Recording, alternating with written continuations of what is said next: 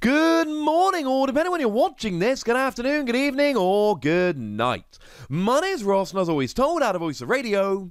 So today, we need to take a look at Glaceon V Max. Yeah, the EV Maxes are coming out, ladies and gentlemen, and Glaceon looks really, really fun. Now, the translations here are a mixture of the lovely Antoine Boulet and the lovely Tunu1223, a name we used to use all the time and now use occasionally. I love Tunu, helps us out with translations. I am very, very grateful.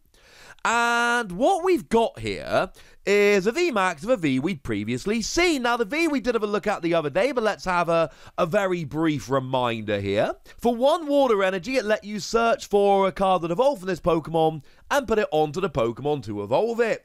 At the time, I basically said, look, I'm not a huge fan of this. You're using your attack for the turn to evolve, but then you're sitting in the active and just waiting to be attacked. It's not good. The VMAX kind of explains why it has this attack. As for the main attack here, water, double colorless, 120, discard any stadium in play, it's not enough. It's just not. Yes, sure, Frostmoth will let you accelerate water energy, and that's lovely, but still, free energy 120 is not enough. If you really need to get rid of a stadium and don't have a counter, obviously that's quite nice. But mostly this was for your other stadiums, your Prism Star stadiums, and I don't think that's where we are at the moment, so I'm just not a particularly huge fan, quite frankly, ladies and gentlemen. I'm not a huge fan at all. But then we get to Glaceon V Max, and everything changes, and my opinion of this card absolutely skyrockets. Now, taking a look at the basics here, what we've got is 310 HP, which is on the lower end for Pokemon V Maxes. I mean, we've seen Victini looks really good with 310, but that still doesn't change the fact that generally we expect 320, and 310 is frankly a little bit weaker than we would like. You've got a retreat cost of 2, which does mean you can have free retreat with Air Balloon, which makes me a little bit happy. That's pretty much my test nowadays, right? Can I have free retreat with Air Balloon? Weakness to metal wasn't relevant on the V, but is absolutely relevant for the V Max, though we might have an answer to that. More on that in a moment, because now Zacian will be getting a one-hit KO for free prizes. And I know everybody wants to say, oh, you can't be weak to Zacian, but actually, since the release of Jet Black Poltergeist and Silver Lance in Japan, Ice Rider Calyrex V Max has actually proven to be a very good deck that's done a whole bunch of winning, and that is weak to metal. So you can be weak to metal, but you still need to remember that Zacian is there, and Zacian is going to be a pain. And then again, you're a water Pokemon, so you're hitting weakness on stuff like Victini, and you've got Frostmoth to accelerate energy, which is awesome. But you know what? This is really all about the ability. And according to Tunu, the ability says, prevent all damage done to this Pokemon by attacks from your opponent's Pokemon V Max, except for Glaceon V Max. So Glaceon can attack each other, which seems a little bit weird, but alright, Glaceon fight. But it gives you immunity from V Maxes. And this is an absolutely brilliant, phenomenal, over-the-top ability. And I am frankly all in favor. Because if we go back to the Japanese metagame, I showed you a video about this the other day, and we look at the top decks in the format, we are looking at Eternatus. Yes, I know it's not supposed to be that great at the moment, but what do you want me to do? It clearly just is. And we've got Rapid Strike Urshifu, and Ice Rider Calyrex, and Shadow Rider Calyrex. They're like the big decks around. And you'll notice that they all have something in common. They are all VMAX decks. Well, great news, ladies and gentlemen. Great news. This will block them all. Now, it does need to be borne in mind that this isn't perfect, all right? There are actually ways around it nowadays, and that is, well, it's disappointing, frankly, ladies and gentlemen. It is disappointing. Because you see, Phoebe is a thing. And Phoebe is a supporter card that basically says, during this turn, damage from your Pokemon VMAX's attacks is not affected by any effects on your opponent's active Pokemon.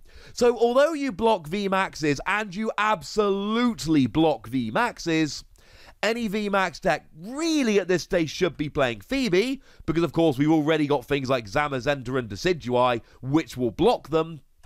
And if they do play Phoebe, they will be able to go through, which is obviously, clearly not a good thing. We also had a look at Path to the Peak the other day, and it said that Pokemon with a rule box have no abilities.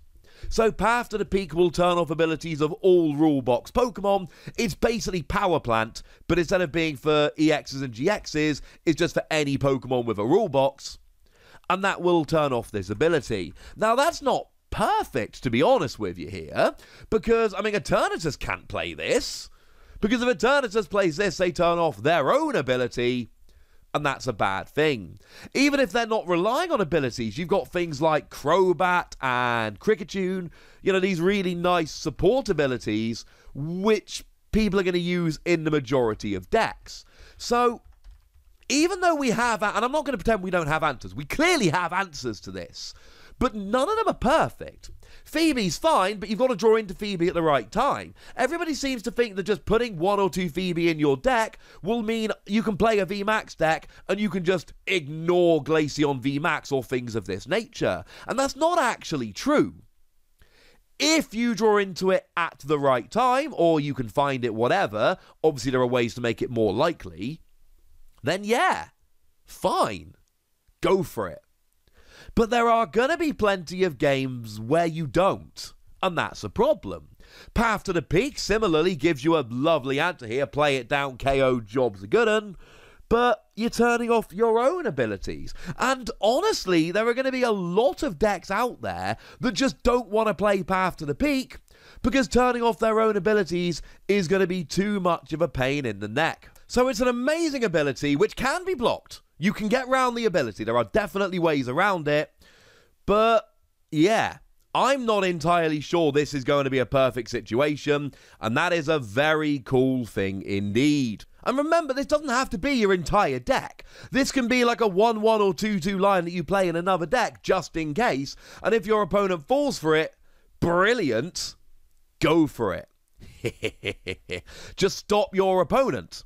That'll do very, very nicely indeed. And then, of course, there are some games where your opponent won't have any kind of answer, and that will be genuinely full-on, flat-out hilarious, and that's going to lead to an awful lot of wins.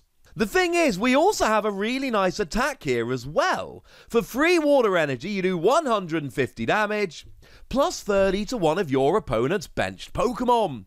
And you know what? This is a better attack than Zamazenta. Now, to be fair, you're a VMAX rather than a V. You would probably expect to have a better attack than Zamazenta. But still, this seems very, very cool to me. I'm a big fan of this one. I think the attack is quite nice. I think the ability is absolutely brilliant. And I know that there are going to be a lot of people out there that will just flat out dismiss it because we've got Phoebe and we've got Path to the Peak, and that's fine.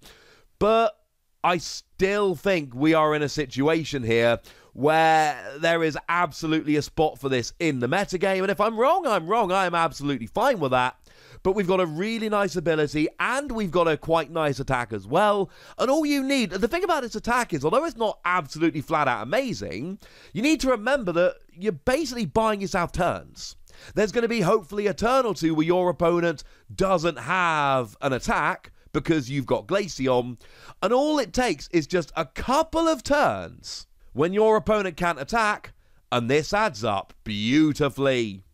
And like with the others, we do actually have a nice little new Pokemon tool here as well. It is Frozen Leaf Badge, and if you attach it to a Pokemon that has Leafeon V or Glaceon V in its name, it has no weakness and no retreat cost. Yeah. So now, basically, all the good things I've just said about Glaceon VMAX are all still absolutely true, but now you don't have a weakness, so I did mention how that weakness is Ashen, much less of an issue now, and free retreat to boot. And this just turns into an amazing card. I'm giving the whole thing between 4 and 5 Wossies. We don't give half Wossies, that would be barbaric. The first attack on Glaceon V that lets you evolve up more easily makes way more sense when we look at the VMAX. And now you're telling me that I can block VMAXs, I've got a decent attack, and I've got no weakness, and I've got free retreat? I mean, come on. This has got to be something worth having to play around with. But I want to know what you think. So let me know in the comment section, would ya? Go nuts! Be nice!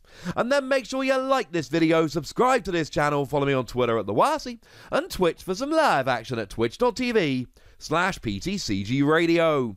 If you want to support the channel, get some bonus podcasts and all that good stuff, head on over to patreon.com/PTCG Radio, where you can do exactly that. But by far the most important thing as always, look after yourselves till next time, would ya? Thank you very much for watching. My name's Ross, and you've been watching PTCG Radio.